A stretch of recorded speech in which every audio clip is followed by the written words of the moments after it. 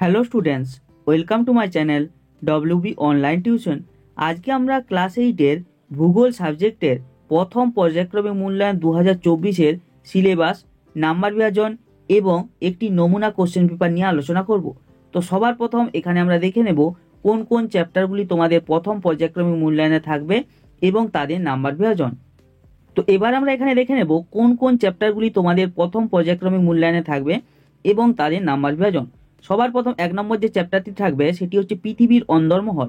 এখান থেকে দেখো বহু বিকল্পীয় প্রশ্ন অর্থাৎ এমসিকিউ প্রশ্ন থাকবে, যার মান 1, 3টি থাকবে 3 একে 3, এবং এখান থেকে অন্য কোনো রকমের অর্থাৎ অতি সংক্ষিপ্ত, সংক্ষিপ্ত, ব্যাখ্যামূলক কোনো রকমের প্রশ্ন থাকবে না, শুধু 3টি এমসিকিউ প্রশ্ন থাকবে। 2-এর দাগে দেখো 2য় নম্বর যে চ্যাপ্টারটি রয়েছে অস্তিত্ব পৃথিবী। এখান থেকে দেখো এমসিকিউ প্রশ্ন থাকবে না, অতি সংক্ষিপ্ত প্রশ্নও থাকবে না, সংক্ষিপ্ত প্রশ্নও থাকবে না, সংক্ষিপ্ত ব্যাখ্যামূলক প্রশ্ন থাকবে, যার মান 3, এবং একটি প্রশ্নেই তোমাকে এখান থেকে অ্যান্সার দিতে হবে। এরপর 3য় নম্বর যে চ্যাপ্টারটি রয়েছে সেটি হচ্ছে শিলা। এখান থেকে কোনো রকমের এমসিকিউ, অতি সংক্ষিপ্ত, সংক্ষিপ্ত এবং সংক্ষিপ্ত ব্যাখ্যামূলক প্রশ্ন থাকবে না। এখান থেকে একটি ব্যাখ্যামূলক প্রশ্ন থাকবে, যার মান 5, একটি প্রশ্নের অ্যান্সার দিতে হবে, সেই জন্য 5 একে 5। এরপরে 4 নম্বর যে চ্যাপ্টারটি রয়েছে সেটি রয়েছে ভারতের প্রতিবেশী দেশসমূহ ও তাদের সঙ্গে সম্পর্ক।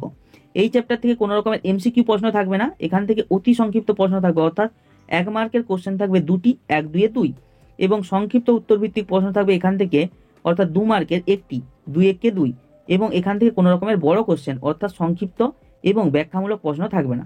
টোটাল এই চ্যাপ্টার থেকে 4 মার্কের কোশ্চেন থাকবে। তাহলে তোমাদের দেখো প্রথম যে চ্যাপ্টার সেখান থেকে 3 মার্কের কোশ্চেন, দ্বিতীয় চ্যাপ্টার থেকে 3 মার্কের কোশ্চেন, এবং তৃতীয় যে চ্যাপ্টারটি রয়েছে সেখান থেকে 5 মার্কের কোশ্চেন, এবং চতুর্থ চ্যাপ্টার থেকে 4 মার্কের কোশ্চেন থাকবে। টোটাল 15 নাম্বারের কোশ্চেন তোমার এখানে থাকবে। এবারে আমরা একটি নমুনা কোশ্চেন নিয়ে আলোচনা করব। ওখানে তোমরা দেখে নেবে কোথা থেকে কতগুলি নাম্বারের কোশ্চেন পড়ে এবং কোশ্চেনগুলিতে কতগুলি অপশন থাকে, সেগুলি তোমরা ভালোভাবে দেখতে পেয়ে যাবে ওই নমুনা কোশ্চেনটি দেখলে। তো নমুনা কোশ্চেনটি দেখা যাক। তো তোমাদের কোশ্চেন পেপারটি ঠিক এইভাবে থাকবে। First summative evolution 2024, class 8, subject ভূগোল, ফুল মার্ক 15, টাইম থাকবে 30 মিনিট। তো পরপর নাম্বার বিভাজন এবং কোশ্চেনগুলি আমরা দেখে নেব। তো সবার প্রথম 1-এর দাগে কি রয়েছে, সঠিক উত্তরটি নির্বাচন করো। এখানে দেখো 3টি প্রশ্নের তোমাকে অ্যান্সার দিতে হবে, প্রতিটি প্রশ্নের মান 1 করে, 3 একে 3।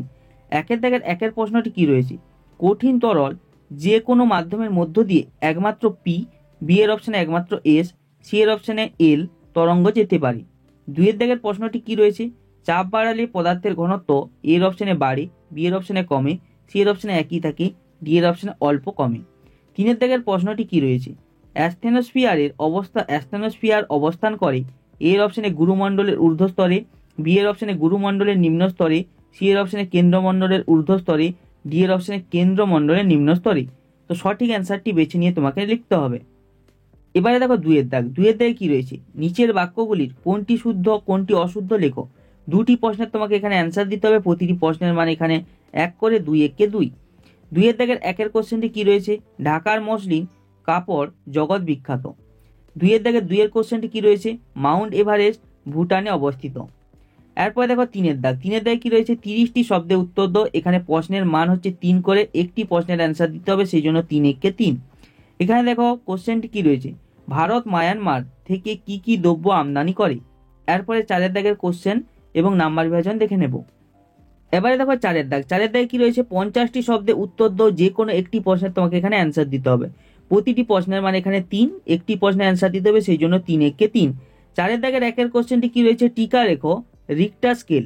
2-এর দাগের প্রশ্নটি কি রয়েছে, টিকা লেখো পি তরঙ্গ। এরপর দেখো 5-এর দাগে 80টি শব্দে উত্তর দাও।